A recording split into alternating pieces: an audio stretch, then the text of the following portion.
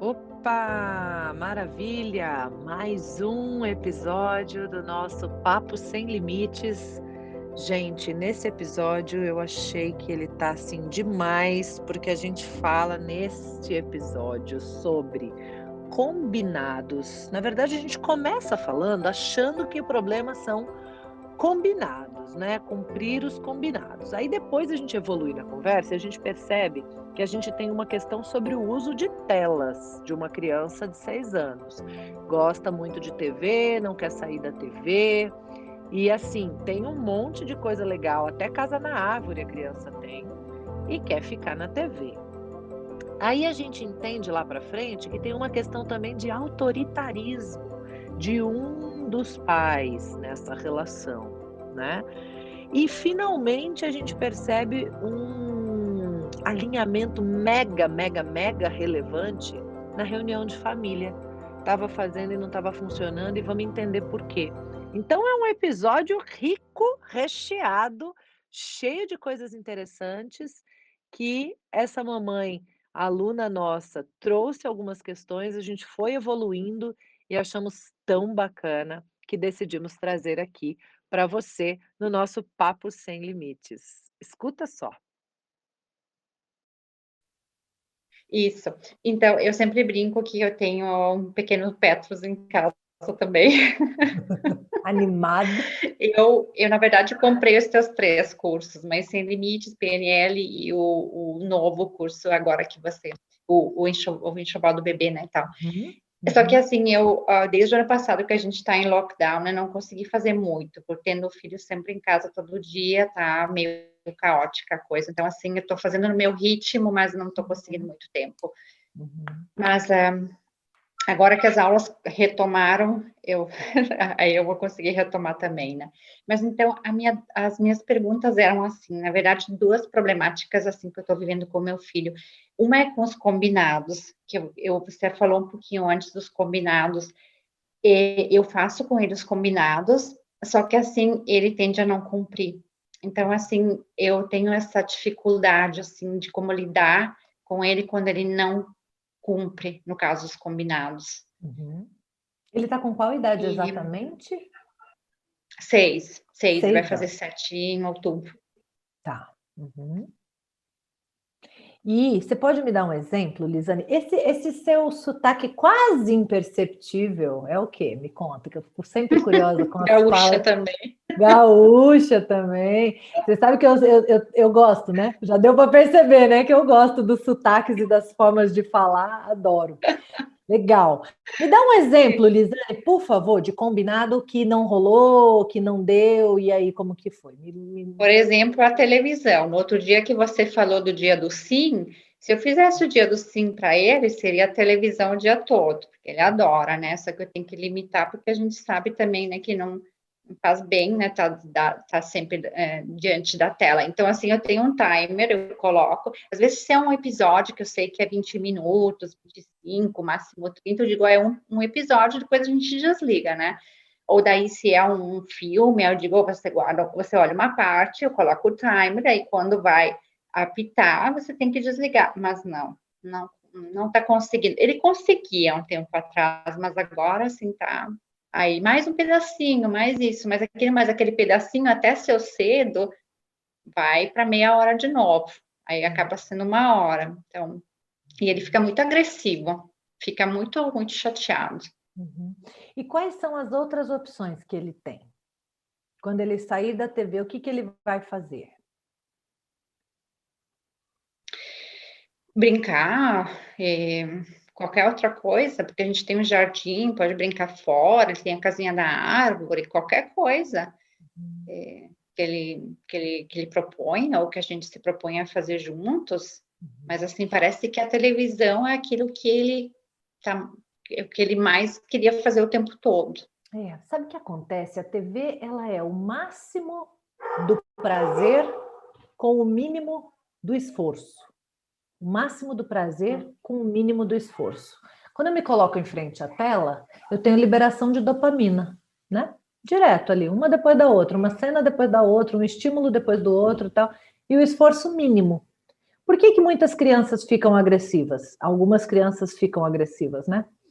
Porque o cérebro acelera e o corpo não. Então, quando ela sai dali, ela tá doida. Ela tá doida. Claro que depende também do que ela assistiu, né? Se ela assistir coisas agressivas, mais ainda e tal. Mas essa é uma coisa que A acontece gente com não deixa. muitas... Mesmo sem ser agressivo, isso acontece com muitas crianças, de acelera a cabeça e o corpo...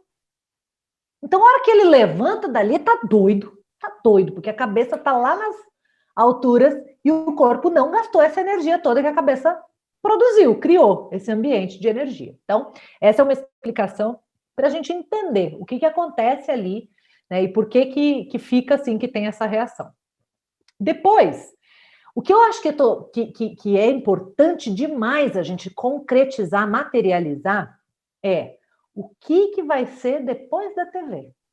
Porque eu percebo que criar um tempo, controlar o que as crianças assistem, estabelecer o combinado, marcar esse tempo, a gente está conseguindo. Isso tem sido frequente os relatos, as pessoas têm trazido que, beleza, até aí a gente foi.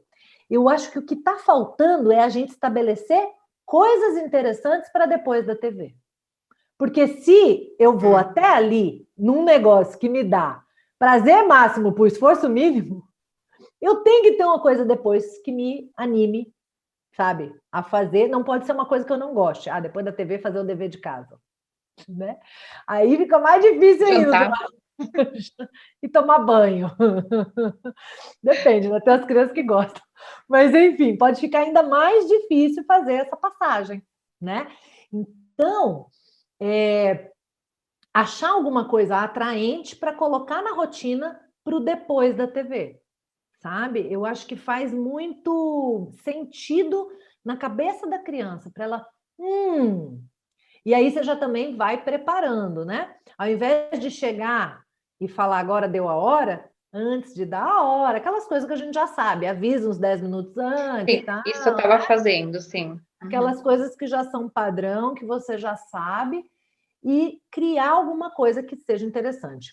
Ele também tem uma idade, né? 6 anos, que ainda vai só para 7 lá no final, mais para o final do ano, que não vai... provavelmente, né, dar conta de ocupar todo o tempo sem tela sozinho, né? Ele vai precisar de você, de algum adulto, de alguém brincando junto, de alguém indo junto na casa na árvore. Tipo, uma casa na árvore para uma criança de 6 anos, não vai usar sozinho. Talvez no começo, mas logo depois não vai mais. Sim. Né?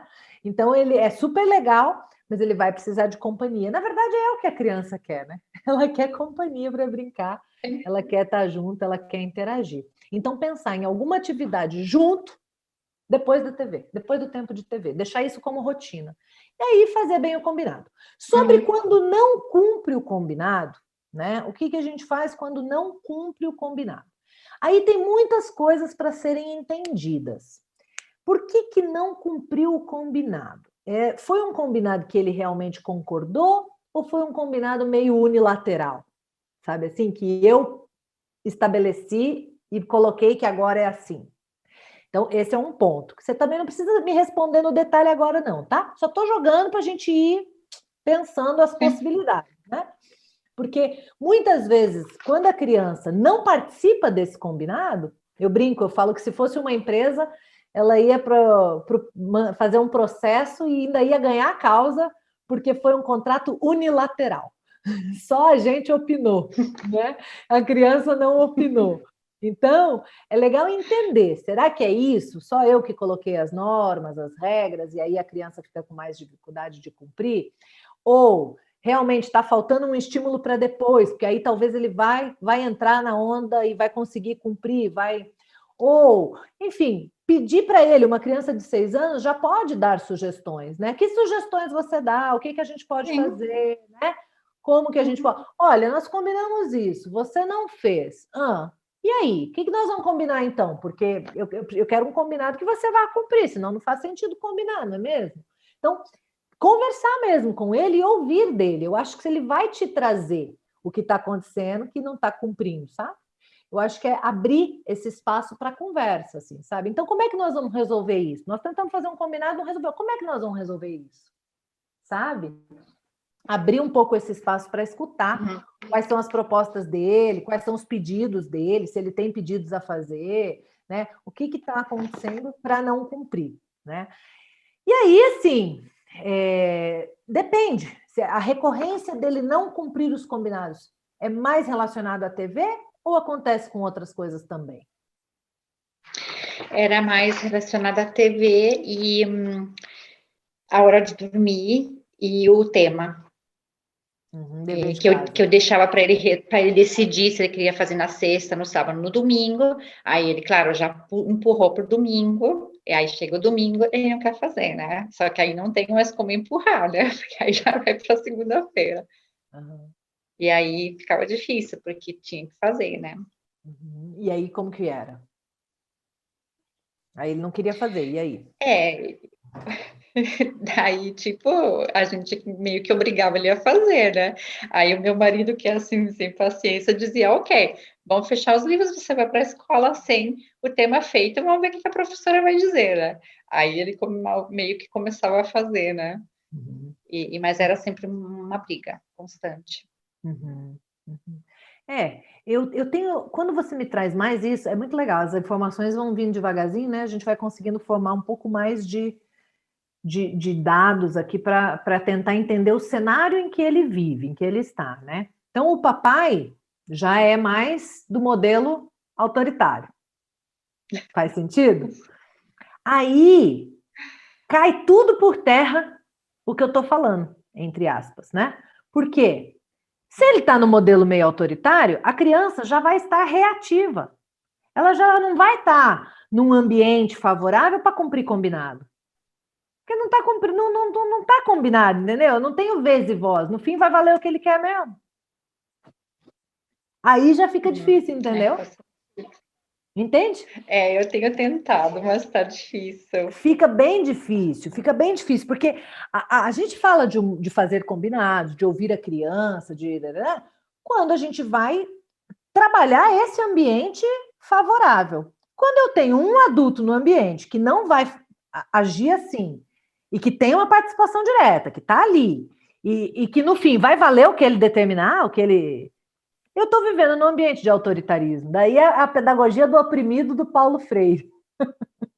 O sonho do oprimido é se tornar o opressor. Quando for minha vez, eu que vou mandar no negócio, eu que vou, né? Porque entende o que eu estou querendo dizer? Claro, não é que Sim. Mãe e pai têm que concordar 100% em tudo, que a gente sabe que não é assim, nem aqui é assim, né? Não é que... Mas, assim, eu não posso querer tratar essa questão desconsiderando isso. Esse é o ponto, né? Esse é o ponto. Porque aí, tudo que eu te falar aqui, pode ser que não funcione.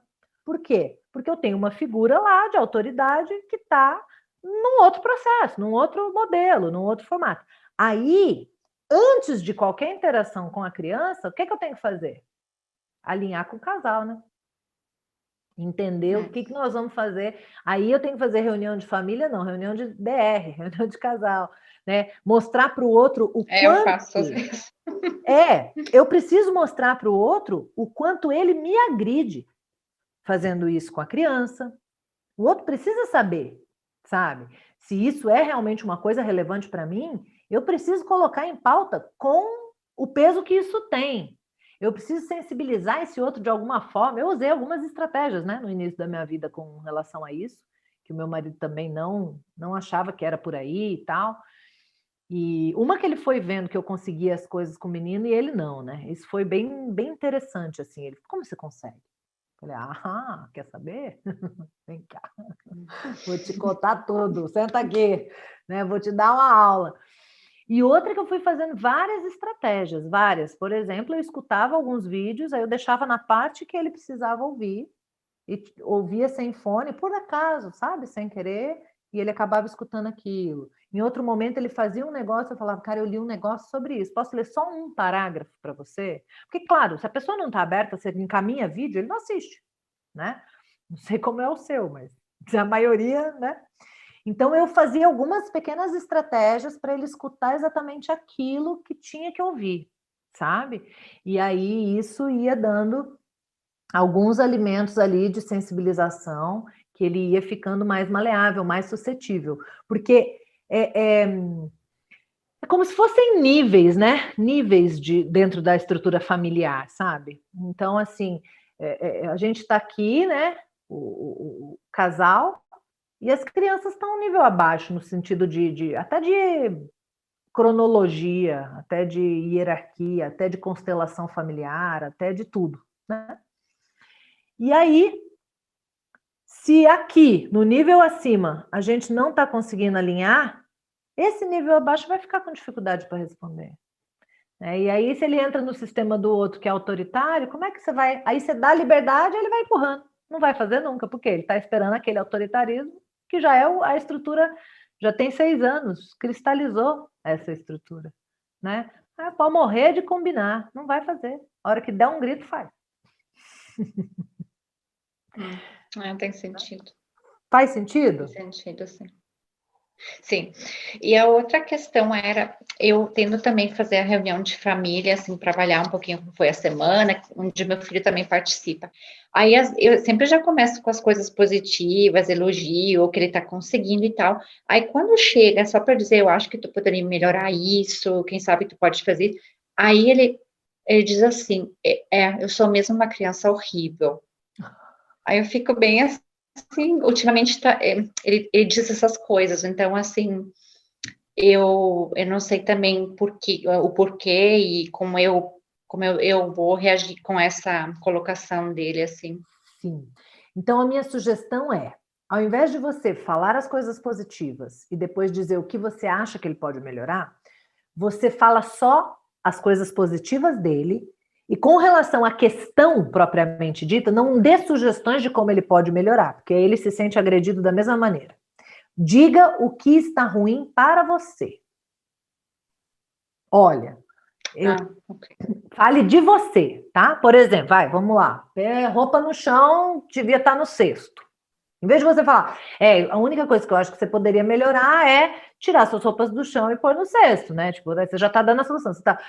Então você é uma pessoa assim, você fez isso, reconhecimento, elogio, que ela fala no começo da estrutura da reunião de família, né?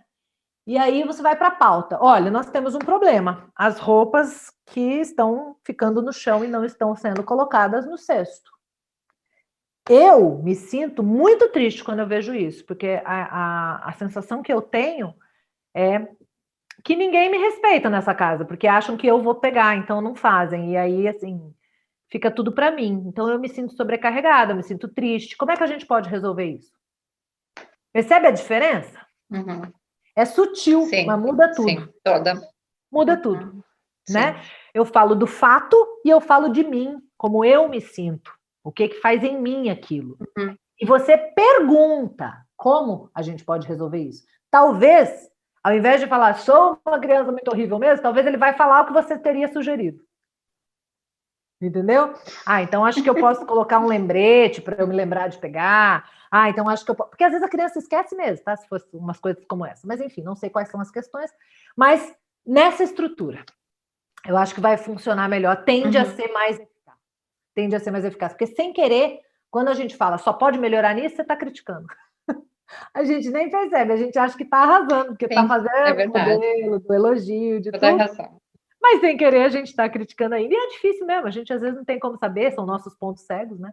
Então, de alguma maneira, eu acho que a gente traz luz para isso que estava ali, uma crítica velada que eu não estava percebendo, e transforma ela em fato, o que isso faz em mim, e a pergunta: como podemos resolver? Daí a criança vai propor soluções, né? Ou até mesmo você, se ele, não sei, tal, que tal se a gente fizer assim? Aí você dá a sua sugestão, né? E eu acho que isso tende a funcionar melhor. Não, é verdade. Obrigada pela sugestão. Maravilhosa. Que bom, Deus abençoe, que Deus ilumine os passos e as conversas com o marido. Fica com Deus, Lisane. Obrigada. Gente, você viu que conversa interessante e produtiva? Você viu que ela é uma conversa cheia de revelações de pontos cegos? Você viu que quando a mãe avalia uma questão, ela tira uma conclusão que o problema é de combinados, e quando a gente vai esmiuçando, a gente vê que nem é bem esse o problema, que não é nem essa a questão exata da situação, né. Você vê que o tempero do autoritarismo do papai pode atrapalhar tudo ali, né, você está fazendo combinados, mas a criança já sabe que em algum momento alguém vai dar um grito e aí sim é a hora que ela tem que funcionar, né. Entende isso? É muito legal a gente ir descobrindo essas coisinhas que vão ficando ali de pontos cegos e que vão sustentando esses maus comportamentos, vamos dizer assim, da criança, que na verdade é uma resposta à dinâmica familiar, não é propriamente dito uma questão da criança, entende? É muito legal, né. E a reunião de família, gente, que a gente acha que está arrasando ali, fazendo na sequência, quando vê, a gente está criticando e está contribuindo, complicando, pra o negócio não evoluir da melhor maneira, né, como poderia. Interessante, eu achei fantástico. Eu espero que tenha contribuído com a sua vida. Eu espero que essa pessoa querida da situação já tenha também tido evoluções e melhoras nas suas dinâmicas, porque é para isso que a gente está aqui. A gente está aqui para crescer, para evoluir, para aprender, para melhorar, para compartilhar.